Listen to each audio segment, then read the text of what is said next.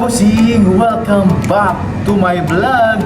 So for today's video nga mga kabusing, ang pag-usapan natin ngayon ay ang Miss Universe mga kabusing, na kung saan nasa departure na nga mga kabusing ang ating pambato na si Atisa Manalo para makapag-compete at makuha ang corona bilang isang Miss Universe. At syempre, lilipad na nga ngayon mga kabusing ang ating pambato na si Atisa Manalo sa bansang Thailand para makapag-compete nga mga kabusing. At syempre yung kanilang mga fans, grabe, dinagsa talaga itong si Atisa Manalo sa departure pa lang sa NAIA, na kung saan nagsuot siya ng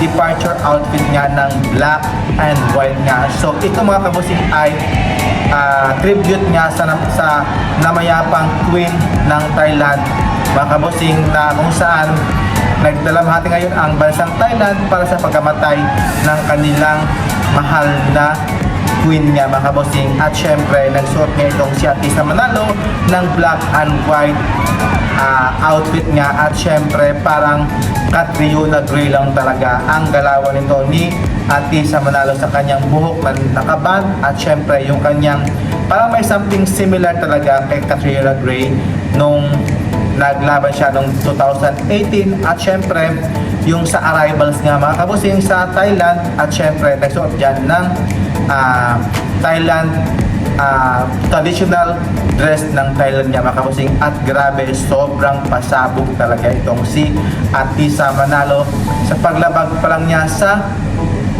Thailand Airport. Grabe, dagsaan mga kabusing ang mga tao doon para makuhaan niya bang ng photos at syempre at videos niya para nga mga kabusing may interview doon si Atisa Manalo sa kanyang arrival doon sa Thailand Airport niya. At grabe, lahat mga kabusing nagsidatingan na ng mga kandidata doon sa bansang Thailand para makipag-compete niya sa laban. This start from today until this November 22 nga mga kabusing sa time ng Pilipinas nga 22. So grabe, bagsakan talaga na maganda ang mga kandidata sa Miss Universe, kasi hindi pa awat talaga mga kabusing ang ating pambato na si Atisa Manalo sa kanyang pagandahan ng outfit at syempre pa-arrivals, departure nga mga kabusing. Kaya maraming salamat mga kabusing sa panonood po sa YouTube channel. At syempre huwag kalimutang mag-subscribe sa aking YouTube channel.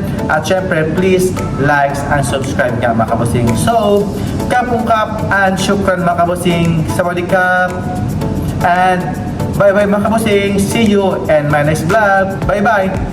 God bless.